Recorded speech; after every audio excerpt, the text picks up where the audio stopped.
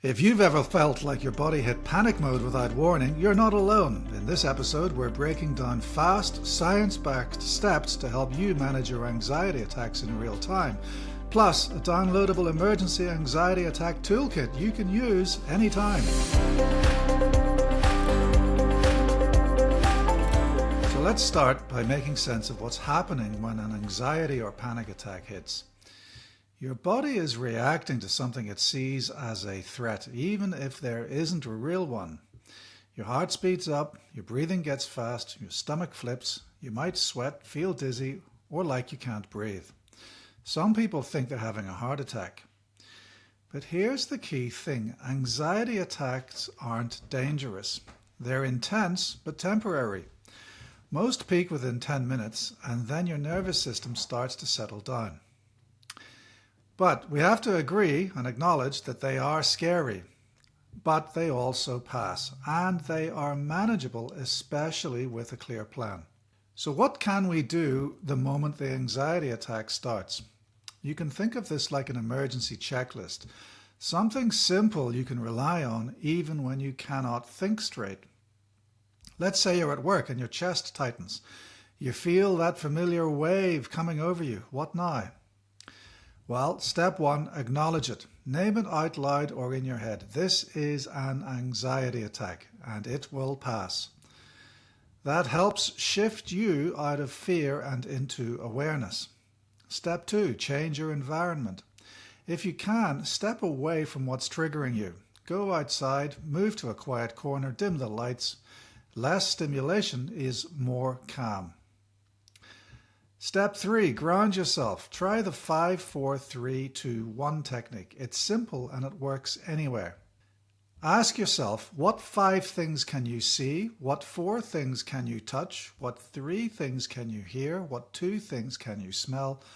And what 1 thing can you taste or imagine tasting? Now this forces your brain into the present and out of panic mode and into sensory awareness.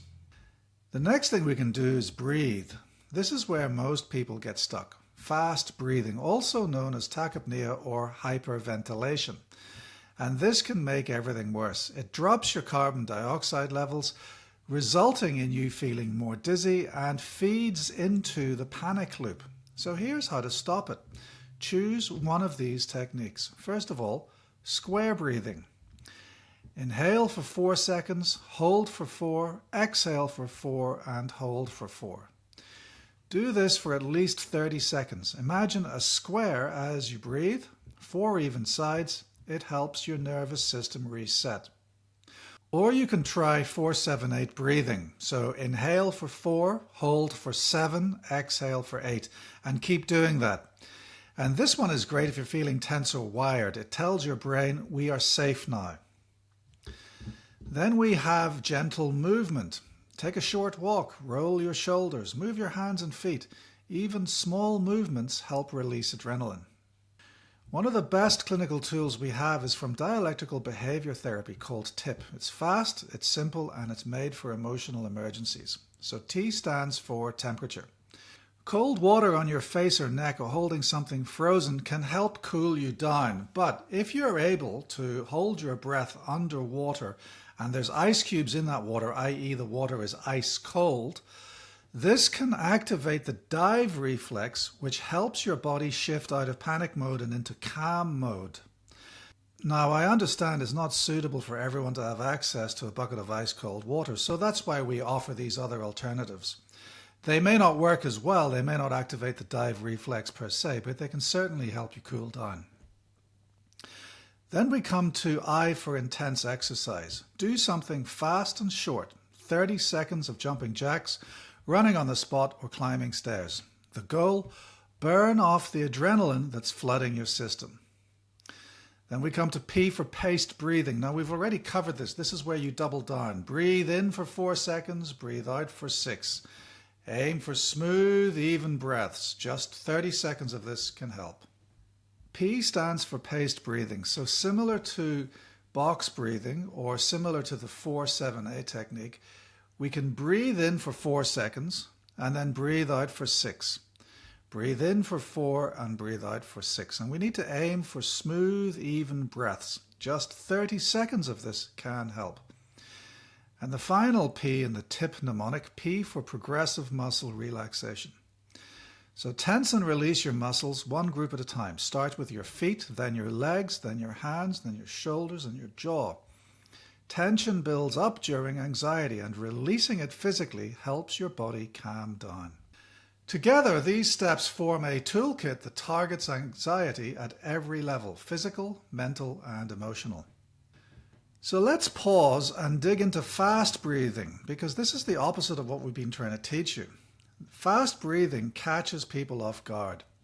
When panic starts, breathing speeds up, often more than 20 breaths per minute. This is called hyperventilation or tachypnea. It messes with the oxygen-carbon dioxide balance in your body. You feel lightheaded, dizzy, maybe tingly in your fingers, and because that feels medical, it can cause even more panic. But the fix is simple and free.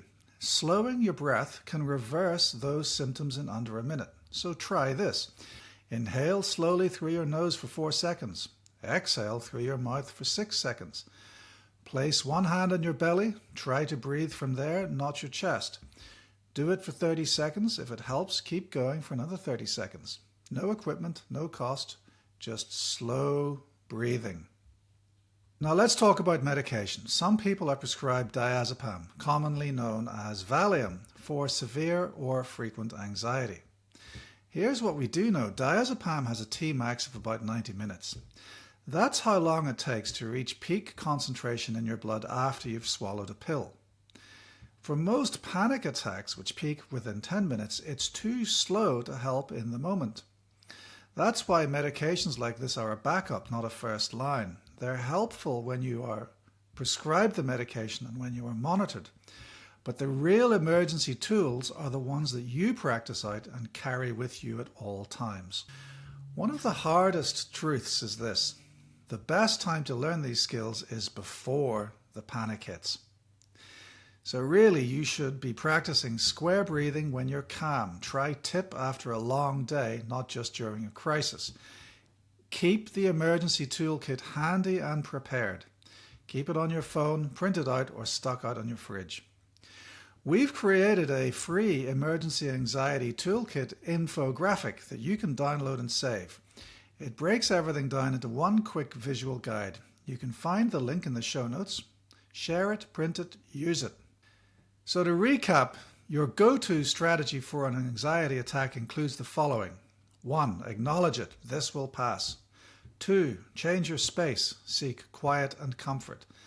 3. Ground yourself. Use the 5-4-3-2-1 technique. 4. Slow your breath. Square or 4-7-8. 5. Move gently or use TIP. Cold, intense activity, paced breathing, or muscle release. 6. Medication may help in the longer term, but it's not a quick fix. These steps are not perfect, but they are powerful. With practice, they become instinct, and that's how you get your control back, even in the middle of chaos. That's it for today's episode. You're not powerless, you're not broken, you just need tools and practice. If this has helped you, please subscribe. It helps others find the show, and it helps us keep creating episodes that matter. That's it for today, folks. I'm Dr. Ferghal Armstrong, and this has been Cracking Addiction.